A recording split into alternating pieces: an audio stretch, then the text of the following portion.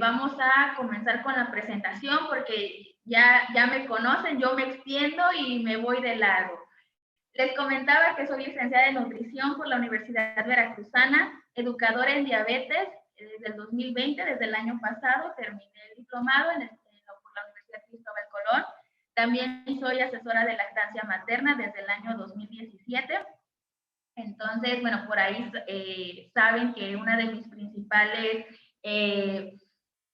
pasiones es la alimentación materno-infantil, ya que a partir de ahí es donde es la base de todo. Si una mujer embarazada está nutricionalmente saludable, ese bebé tiene menos riesgos de padecer y desarrollar otras enfermedades. Y pues bueno, desde etapa muy temprana podemos ayudar a ese bebé a ser un adulto sano. Entonces, esa es una de mis grandes pasiones. La nutrición infantil y en adolescentes para mí es la base de todo. Entonces, en eso nos estamos encaminando. Principalmente estudié el diplomado precisamente porque cada vez, desafortunadamente, son más jóvenes los que están padeciendo resistencia a la insulina y diabetes. Y vamos a platicar un poquito de eso. Entonces, me gusta mucho esta frase que es, cuida tu cuerpo, es el único lugar que tienes para vivir. La verdad es que, híjole, esta frase cuando yo la leí me encantó porque otra cosa que muchas personas dicen es de algo me voy a morir. Y este es un tema en casi todas mis consultas, es sí, efectivamente, si una persona se alimenta bien, si hace ejercicio, pues de algo se va a morir, efectivamente, pero ¿qué calidad de vida quieren tener antes de morir? ¿No? O sea, quieres estar saludable y en el momento en que te toque partir, pues tú sabes que diste todo de ti, no dependiste de algo, a comparación de alguien que nada más está dañando su propio cuerpo y desafortunadamente no solo ellos hacen daño, sino a toda la familia que tienen que estar al cuidado de esas personas y que se niegan a estar bien.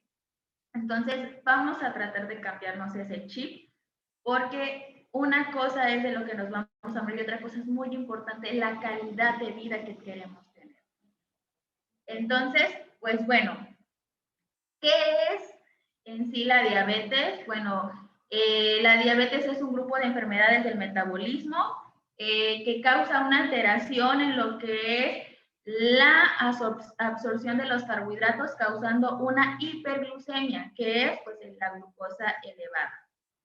Pero antes de que nos dé diabetes, pasan ciertas cosas en nuestro cuerpo, pequeñas señales casi imperceptibles que nos avisa que vamos a tener diabetes, ¿no? Entonces, ¿cómo funciona realmente la diabetes? Pues bueno, aquí la situación normal está el páncreas segrega insulina que pasa al torrente sanguíneo para llevar a la glucosa a las células y estas se van como energía para el cerebro, se almacenan en el músculo y se almacenan como reserva de energía en el hígado. La glucosa extra se elimina por la orina. ¿Ok? Esto es en condiciones normales. De hecho, cuando nosotros hacemos pipí y en nuestro torrente sanguíneo siempre debe de haber un estándar de glucosa que va de 70 a 99 en rangos normales o por abajo de 100. ¿Okay? Siempre tiene que estar en ese, nosotros nos tomamos estudios y siempre tenemos que estar en esos rangos. ¿Por qué? Porque, bueno, constantemente debe de haber glucosa en nuestra sangre porque es la que nos da energía. ¿Okay? Es la que alimenta el cerebro, la que alimenta los músculos y tenemos reservas en el hígado. ¿Okay? En situaciones normales así es como funciona. Entonces, el páncreas segrega la insulina, que es la hormona que ayuda a transportar y a que la glucosa entre a las células, ¿de acuerdo? Entonces aquí tenemos otro diagrama que es, hay una hiperglucemia, ya sea por alimento, ya sea por una descarga excesiva del hígado como carga de energía normal.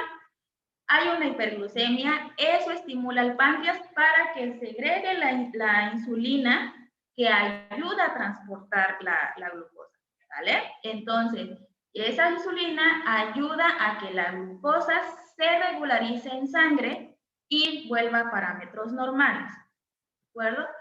Entonces, la primera falla que sucede es algo que nosotros llamamos resistencia a la insulina. Y esto aquí es difícil de detectar. ¿Por qué? Aquí lo amarillo, los dos círculos grandes amarillos, son un ejemplo de una célula. Entonces, el taponcito que esté en funcionamiento normal está la célula y está el taponcito que es la insulina. Esa es como que la llave, ¿ok?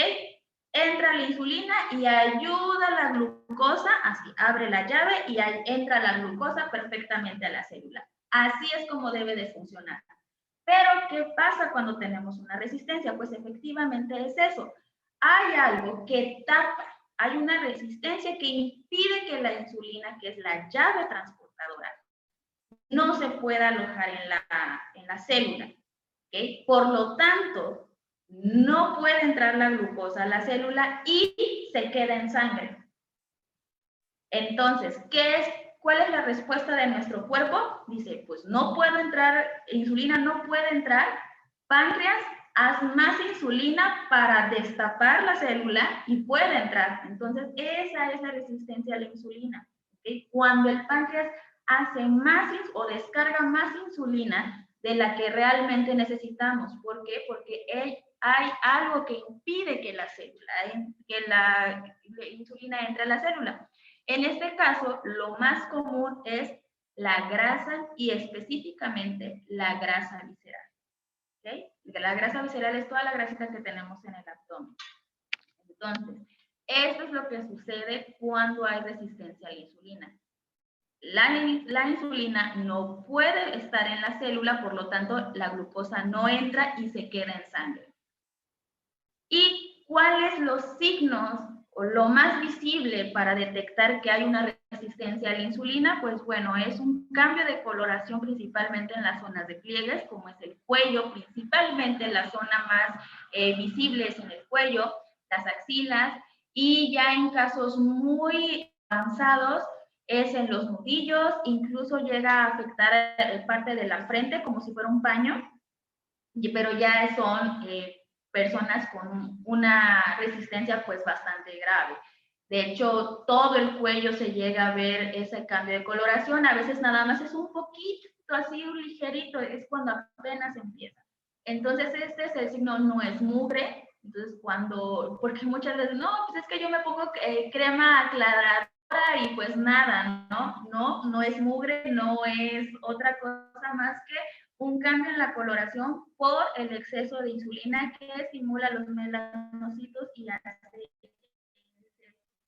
esa pigmentación, ¿de acuerdo? Y es un color característico porque aparte de que es un oscurecimiento, se ve como si estuviera reseco en esa parte, entonces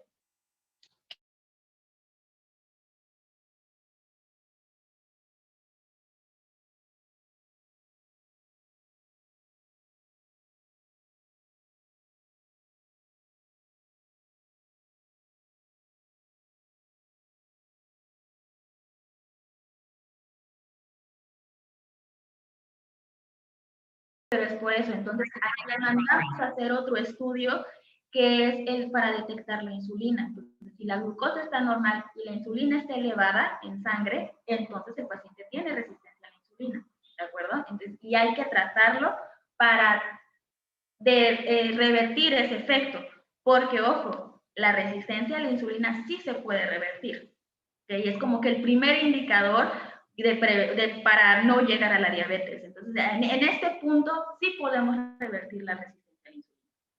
¿Okay? Y ahora sí, nos vamos a la diabetes. ¿Cómo diagnostico la diabetes? Bueno, en ayuno lo normal es por tener glucosa en sangre por abajo de los 99 miligramos por decilitro. ¿Okay? Rangos normales es de 70 a 99. En prediabetes, en ayuno, es de 100 a 125 miligramos por decilitro en sangre y por arriba de 126 ya es diabetes. ¿ok? Cuando yo tengo sospecha de, a lo mejor tengo un paciente que un día amanece en 97 de glucosa y postprandial está en 103. Postprandial quiere decir 2 horas después de comer. Está en 103, en 106, o a lo mejor un día en ayuno salió en 101. Cuando yo empiezo a tener esa sospecha, hay estudios que me lo pueden confirmar. Y el primero, o pues el más solicitado, es la curva de tolerancia a la glucosa. ¿En qué consiste? Voy al laboratorio con 8 horas de ayuno, me toman una muestra de sangre, posterior me dan una solución glucosa con 75 gramos de glucosa, me la tomo, me toman otra muestra de sangre a la hora y me toman otra muestra de sangre a las 2 horas. ¿Okay? Si tengo prediabetes, si tengo diabetes me va a salir mi glucosa normal, ¿ok? Por abajo de los 99. Si tengo prediabetes, mi glucosa a las 2 horas de haberme tomado esa carga de glucosa va a salir en 140 a 199. Si mi glucosa sale por arriba de los 200, 2 horas después, entonces yo ya tengo diabetes. ¿Ok? Hay otro estudio que más o menos cuando apenas están iniciando nos podemos dar una idea del promedio de glucosa en sangre 3 meses atrás. Y este se llama hemoglobina glucosilada. Ahorita lo vamos a explicar cómo funciona. La hemoglobina glucosilada cuando es prediabetes es de 5.7 a 6.4% de glucosa. ¿Ok? Y en diabetes es por arriba del 6.5. Y hay otra situación que se llama glucosa al azar. Es decir, a cualquier momento del día, después de haber comido, así me haya yo comido un pastel o me haya comido una manzana, yo me checo la glucosa y si está igual o mayor a 200, tengo diabetes. Así haya pasado 1 hora, así haya pasado 2 horas, así yo me haya comido apenas una rebanada de pastel. Si mi glucosa está por arriba de 200, entonces ya tengo diabetes. Porque a veces me dicen los pacientitos, es que en la noche me cené un pastel, no, me comí una rebanada de pastel y mi glucosa salió en 200 al otro día por la rebanada de pastel. No. Si yo no tengo ningún problema con mi páncreas o de diabetes, mi glucosa después de 8 horas de ayuno, esa glucosa que yo me comí del pastel ya debe de estar en otro lado, menos en sangre. ¿Ok? Entonces, para que rompamos como que ese paradigma de que lo que sé no es lo que me afecta, no, ya después de 8 horas de ayuno, ya no. ¿Ok? Bueno, y aquí es más o menos cómo funciona o por qué la hemoglobina glucosilada. ¿Ok? Tenemos los glóbulos rojos y está algo que se llama hemoglobina, que lo relacionamos mucho con el hierro. La hemoglobina tiene una duración de vida más o menos de 120 días, que son 3 meses. Entonces, ¿qué sucede? La glucosa se pega a la hemoglobina y se quedan así juntitas durante 120 días, más o menos, que es la vida útil, ¿no?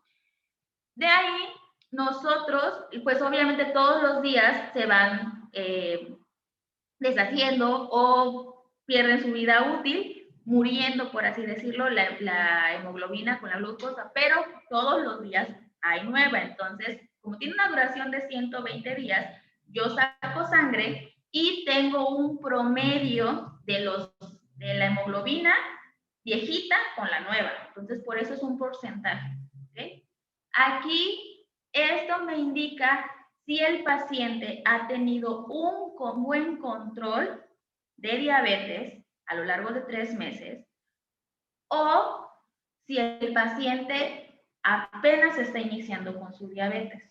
Si yo a lo mejor el pacientito hoy sacó 103 de glucosa, pero toda la semana pasada estuvo en rangos normales, ese paciente apenas está iniciando. Yo hago la hemoglobina glucosilada para saber si a lo mejor desde antes ya presentaba picos y ahorita se le está manifestando. ¿Okay? Muchas veces salen en parámetros normales porque apenas están iniciando y es el momento justo para empezar a trabajar con esos pacientitos. ¿Okay? Por eso es la hemoglobina glucosilada. Aquí Luego vienen los pacientes, no, mi glucosa está súper bien, tuve 100, tuve 101 y todo, la hemoglobina glucosilada en un porcentaje elevadísimo, ¿no? Le digo, bueno, pues apenas te empezaste a cuidar, pero los otros meses anteriores aquí me está reflejando que pues no hubo un control adecuado. Es por eso, así lo determinamos. ¿Okay? ¿Y cuáles son los síntomas de la diabetes? Y muchas veces no nos damos cuenta. La poliuria es las ganas excesivas de ir al baño, orinar con frecuencia. La polifagia, y la polifagia es hambre excesiva o desesperación por comer. Y la polidipsia, que es sed, insaciable. Tienen un porqué. Cuando yo tengo la glucosa elevada, mi cuerpo activa un mecanismo de defensa, que es eliminar la glucosa en sangre por la orina. Entonces, a mí me empieza a dar más ganas de hacer pipí para eliminar rápidamente esa glucosa que me está afectando. Y por ende, me da muchísima sed. ¿Para qué? Para crear más orina y se pueda eliminar. ¿Okay? Y la polifagia es el hambre excesiva. ¿Por qué? Porque también el cuerpo sufre una descompensación y dice, antes de que me quede sin energía, necesito comer. Entonces, tiene una relación, tienen un porqué esos síntomas. Entonces, cuando yo empiezo a sentir que no sació mi sed, que ya me tomé 1 litro de agua bien fría y yo sigo teniendo sed y sigo orinando mucho, ahí me tengo que hacer un estudio. Si tengo un glucómetro a la mano, pues primero me pico el dedo para saber en cuánto ando y me voy monitoreando, y si ya veo que es frecuente las hiperglucemias, puedo ir a mi médico para que me diga qué estudios hacer, mientras aquí ya los mencionamos por si ustedes en algún momento tienen alguna sospecha, sepan cuáles pedir. ¿Ok? Y por ahí hay un dato muy curioso que, bueno, en la antigua Grecia, Aristóteles, fue de los primeros que se dio cuenta de la diabetes. Y esto realmente es un dato curioso y sí es cierto. Cuando empezamos a ver hormiguitas en el baño, alguien tiene diabetes. ¿Por qué? Porque al final de cuentas la glucosa es azúcar y la orina es más dulce y llama a las hormigas. Entonces, dicen por ahí en la antigua Grecia que cuando alguien, pues antes orinaban en el pasto, en las piedras y todo, veían las hormigas y ahí se dieron cuenta de la existencia de la diabetes. Entonces, cuando yo empiezo a ver hormiguitas en mi baño, alguien por ahí está empezando a presentar hiperglucemias y las está eliminando por la orina. Entonces, también ese es un dato curioso que pareciera que no, pero sí está muy relacionado. ¿De acuerdo? Ok, tenemos diferentes tipos de diabetes. Aquí puse diabetes, perdón. Tenemos diferentes tipos de diabetes y el principal tenemos el tipo 1, que es una alteración total de las células beta del páncreas, que son las que generan la insulina, las que la crean. ¿Okay? Esto se le conoce también como diabetes infantil, pero ojo, ya no toda la diabetes que le da a los niños es diabetes tipo 1. Aquí, de la noche a la mañana, básicamente el páncreas se quedó sin insulina y los niños empiezan a presentar hiperglucemia. Generalmente son en pacientes muy jóvenes. ¿Okay? Esto ahora sí que factores como tal todavía no se sabe al 100%. Desafortunadamente es algo congénito. O sea, diría una doctora que nos dio el diplomado, es mala suerte, porque incluso pueden no tener antecedentes de familia con diabetes y los niños nacen con esta carencia de las células beta. ¿Okay? Hay niñitos que desde los 2 años, año y medio, de hecho tengo un pacientito que desde el año y medio tiene diabetes y ahorita ya 7 años. Y aquí son los que les decimos antiguamente insulinodependientes. No pueden estar en insulina. Si mi cuerpo no está generando insulina, yo necesito insulina externa. ¿Okay? Ellos siempre tienen que estar con insulina para mantener su glucosa normal. De ahí tenemos la tipo 2 y aquí es donde entra la más conocida de las diabetes, la que nos da básicamente un gran porcentaje de la población mexicana, que es por factores genéticos obesidad, sobrepeso, sedentarismo, dislipidemia, que es una alteración en los grasas, colesterol, triglicéridos, historial en las mujeres, historial de diabetes gestacional también. Y aquí, pues sí, siempre lo he dicho, la diabetes tipo 2 es por todo lo que mencionamos anteriormente y también por lo que no hacemos. Nosotros tenemos, ahora sí que el poder, por mucho que tengamos la predisposición genética a padecer diabetes, yo puedo reprogramar mi cuerpo para que no me dé o me dé ya en edades muy, muy avanzadas, ¿no? Que es, pues bueno, llevar un estilo de vida más saludable. Y también tenemos la diabetes gestacional. Esta diabetes gestacional es causada por las hormonas que genera la placenta, ¿okay? A partir de la semana 20, que es cuando ya está la existencia de la placenta. Si una mujer embarazada presenta diabetes en el primer trimestre, no es diabetes gestacional. Esa pacientita ya presentaba hiperglucemias muy chiquitas y con el embarazo se le complicaron. ¿Okay? Para llamarla diabetes gestacional es que ella inició su embarazo con glucosa normal y a partir de la semana 20 empezó con una alteración. ¿Okay? Entonces, esa es la diabetes gestacional. Si ella tiene 2 semanas, un mes de embarazo y ya presenta problemas de glucosa, esa pacientita tiene diabetes tipo 2, no diabetes gestacional. ¿Okay? Son nada más para entender la diferencia. ¿Okay? Y ahora sí, bueno, el 90% de la diabetes diagnosticada aquí en México está relacionada con lo que es la obesidad y el sobrepeso. Y los malos hábitos, ¿ok? Les comentaba hace un momento que cada vez son más chicos los que están padeciendo diabetes tipo 2. ¿Por qué? Porque se le hacen estudios también de insulina y la insulina está perfecta, pero hay una alteración de glucosa. Entonces, aquí a consulta he tenido pacientitos de 5 años con diabetes tipo 2 y se les tiene que medicar como paciente adulto con la metformina, con una alimentación saludable, con ejercicio y todos los cuidados como si fuera un adulto. ¿Okay? Entonces, cada vez se van presentando casos de diabetes tipo 2 en pacientes más chicos. Y pues bueno, es también causa de pues los hábitos que les vamos inculcando a nuestros hijos, ¿no? A veces me dicen, es que no come verduras. ¿Y mamá qué come? ¿O papá qué come? ¿No? Al final de cuentas, siempre lo he dicho, nosotros somos los que llevamos las comidas a la casa y los niños son los que se comen lo que nosotros llevamos a casa, ¿no? Entonces, vuelvo a decir, repito, el 90% de la diabetes que hay en nuestro país es por sobrepeso y obesidad. Y entonces, tratamiento nutricional. Como objetivo, principalmente tenemos que el paciente se empodere de su enfermedad y que se haga consciente, ¿vale? A través de un plan de alimentación, nuestro trabajo como nutriólogos, como médicos, como todo, es hacer que el paciente cree conciencia de lo que está viviendo, aprenda a vivir y a tomar las mejores decisiones para su salud. ¿Ok? Claro está, lo ideal es que el plan alimentario sea eso, es un plan individualizado, específico para cada paciente. También hay recomendaciones muy generales, pero lo ideal es eso, que cada paciente que tenga diabetes sea personalizado, ¿sale? ¿Por qué? Porque tienen necesidades diferentes. Hay pacientes que solo tienen diabetes y hay pacientes que tienen obesidad, diabetes y otras complicaciones como el colesterol, hipertensión. Entonces, cada uno tiene que tener su propio plan.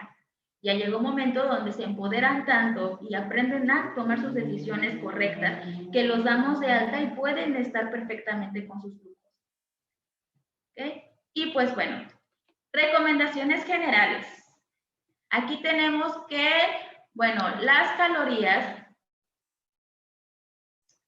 van más o menos relacionadas a si el paciente tiene sobrepeso, si tiene obesidad, si está en rangos normales. Entonces, bueno, si el paciente tiene un peso adecuado, Si hace actividad física moderada, y es decir, 5 días a la semana, más o menos por arriba de los 30 minutos de caminata, por lo menos, podemos hacer un cálculo de calorías aproximado de 30 a 35 kilocalorías por kilogramo de peso, siempre y cuando esté en peso saludable.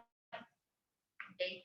Si ese pacientito presenta obesidad, nosotros tenemos que hacer un ajuste de calorías. Y ahí es donde tomamos las decisiones dependiendo del tipo de paciente, qué tan estrictos nos vamos a poner, qué tan no y demás. Entonces, en mujeres más o menos es de 1.200 calorías a máximo 1.500 calorías. ¿Okay? Y en hombres es mínimo 1.500 calorías, máximo 1.800 calorías.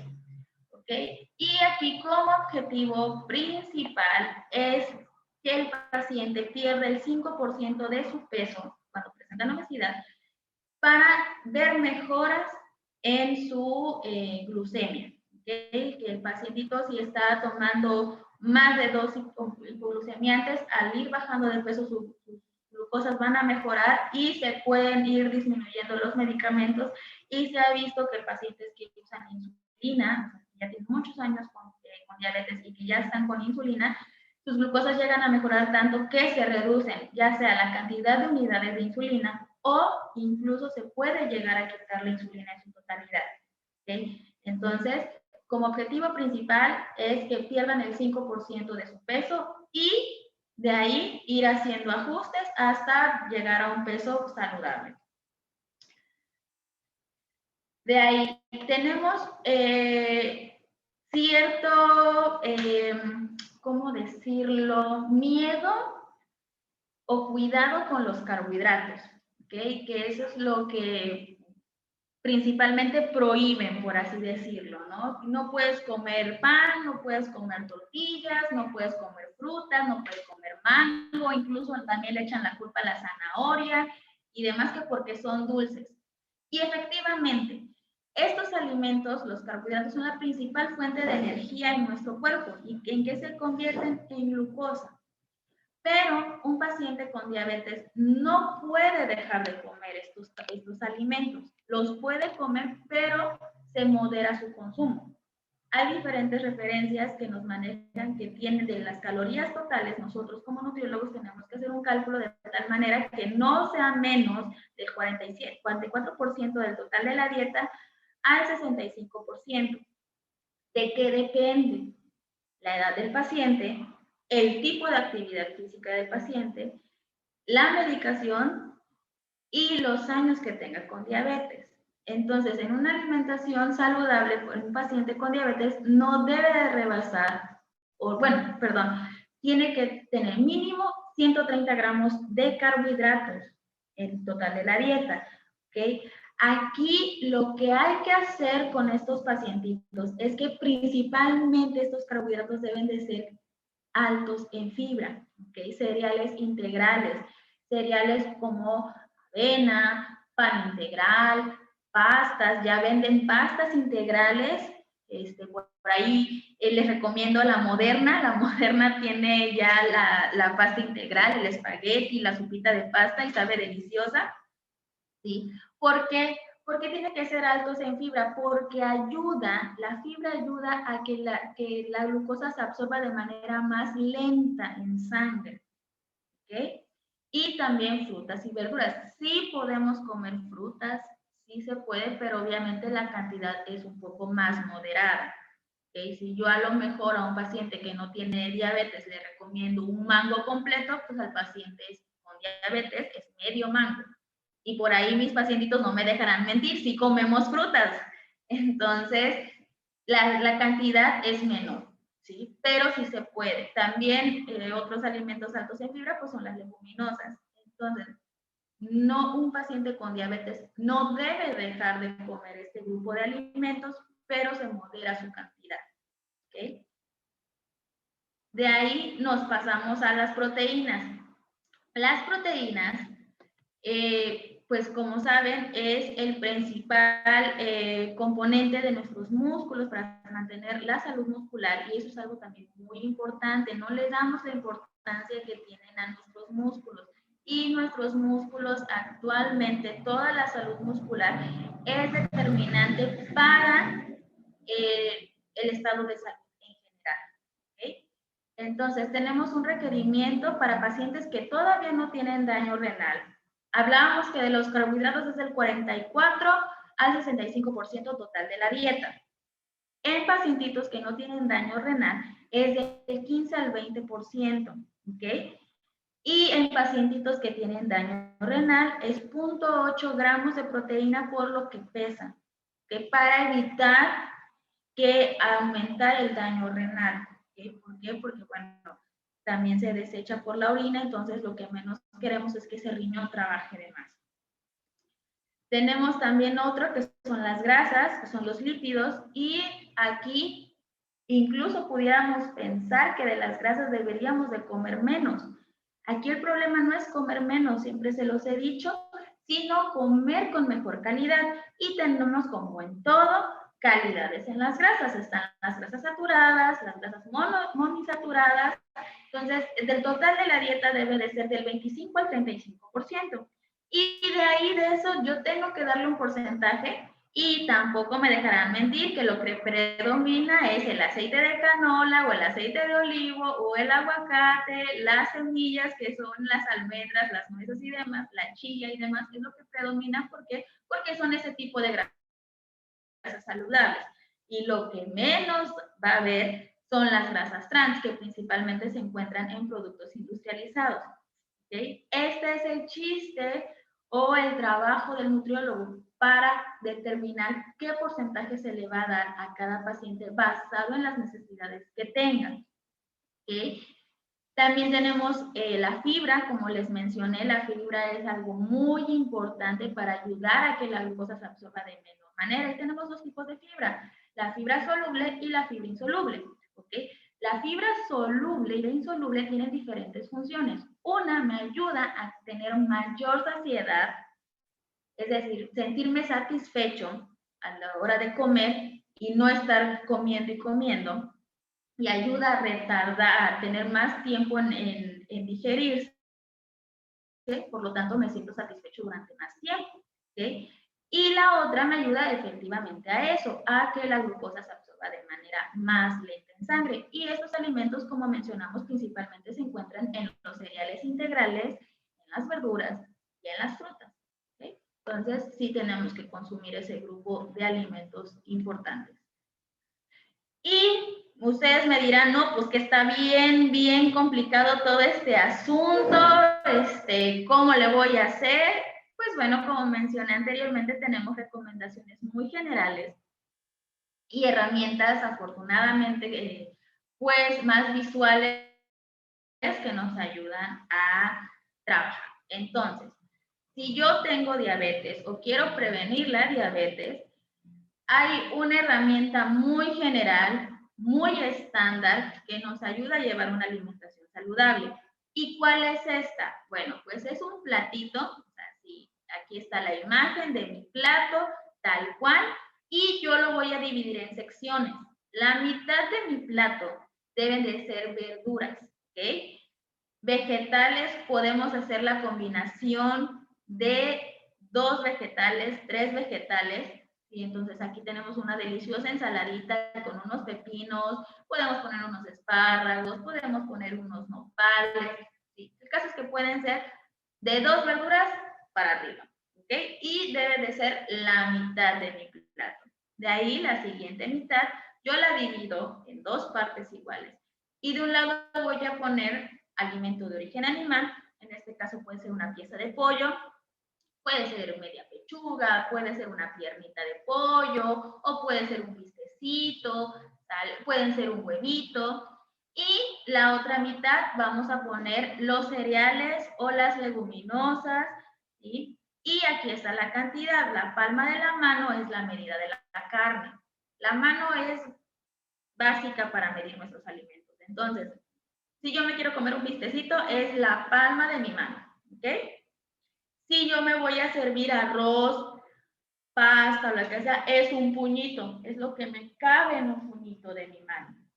Y los vegetales es lo que me cabe en 2 manos, ¿ok?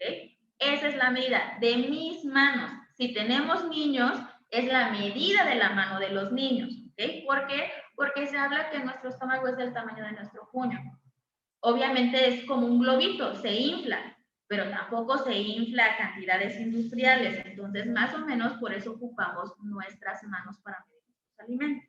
Ya si queremos muy exacta la cosa, pues bueno, hay que comprar tacitas medidoras, cucharitas medidoras y báscula. Pero en general, nuestras manos son una gran herramienta básica para medir.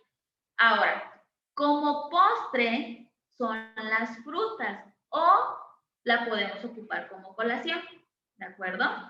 Entonces, a lo mejor yo como comí suficientes verduras y me siento totalmente satisfecho, pues bueno, la colación la puedo ocupar la fruta o aquí se puede sustituir por un producto lácteo, es decir, media tacita de yogur natural, sin azúcar, ¿sí? Y reducido en grasa.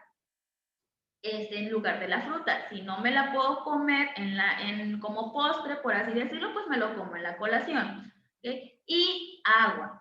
Aquí de preferencia el agua es simple o tenemos aguas que nosotros llamamos agua libre, que pueden ser o bebidas libres, que pueden ser agua de Jamaica, agua de limón, agua de pepino o sus combinaciones de agua de pepino con limón, agua de espinaca con limón, la combinación que ustedes quieran de esas aguas, pero va sin azúcar.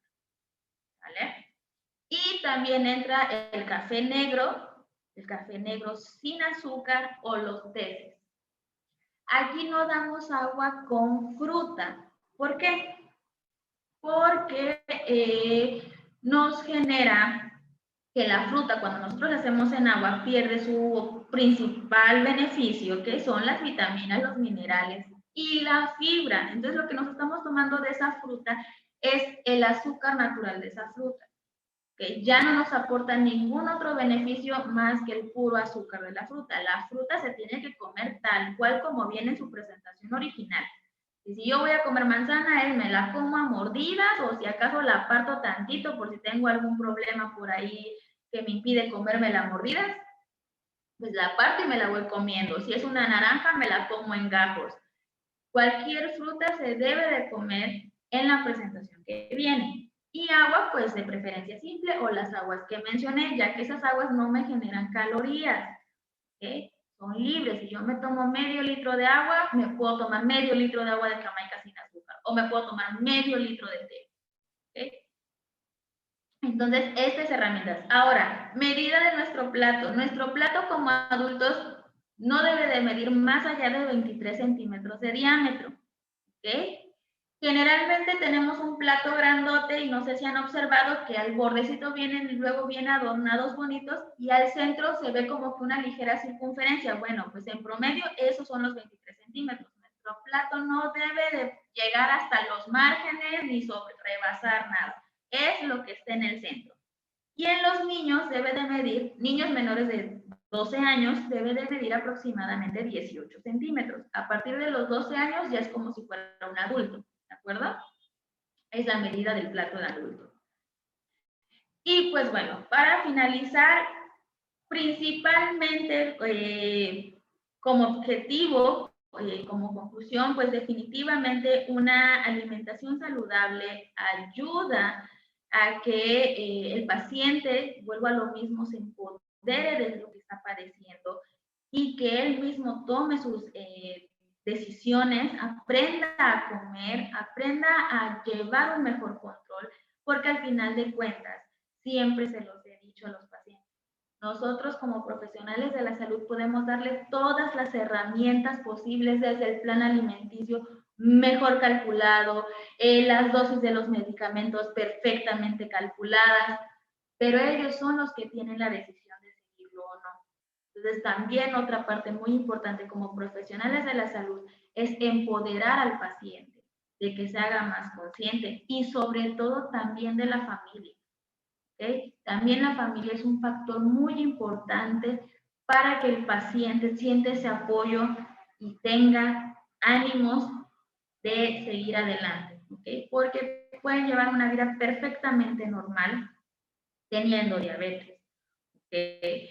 Pues siempre les he dicho a mis pacientes, ustedes pueden comer de todo menos azúcar, claro, pero pueden disfrutar de una deliciosa sandía, porque a veces vienen pacientes y dicen, es que tengo años de no comerme un mango, y bueno, ¿por qué no se come el mango, no? O sea, ¿por qué no?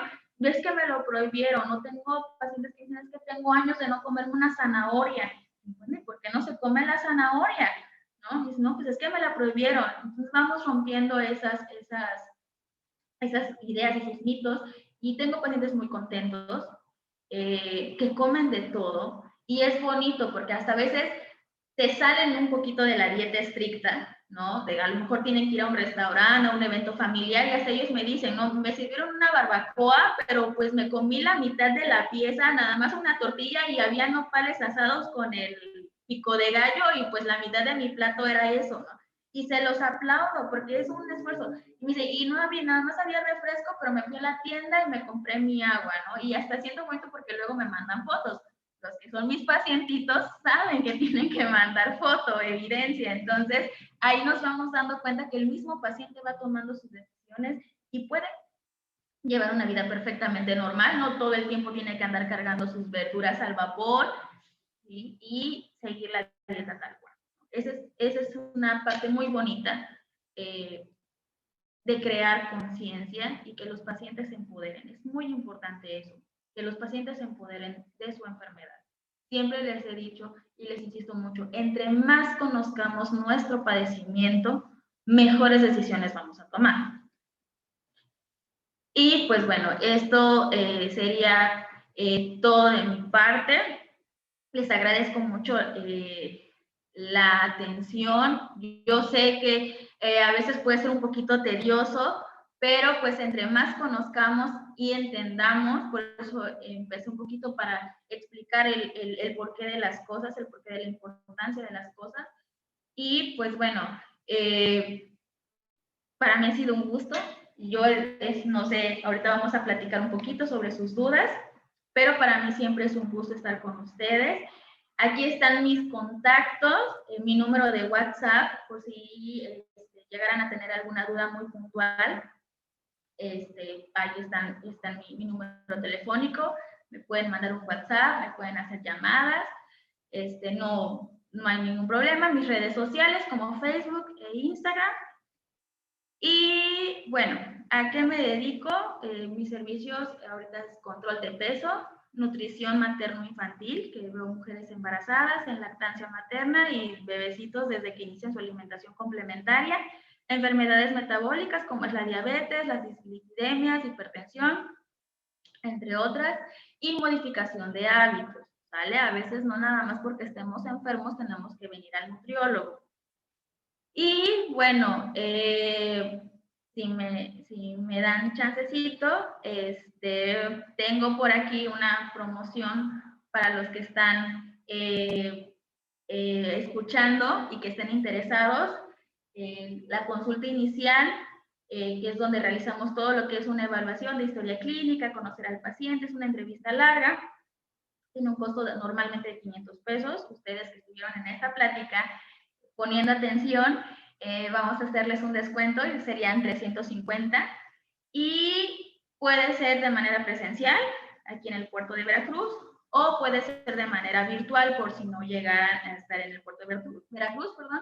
También tenemos la modalidad en línea, que es a través de una videollamada, nos enlazamos, platicamos, gustos, preferencias, todo para crear su plan alimentario lo más personalizado posible. Entonces, les vuelvo a poner mis números de contacto. Cualquier cosa estoy para servirles. Y pues encantadísima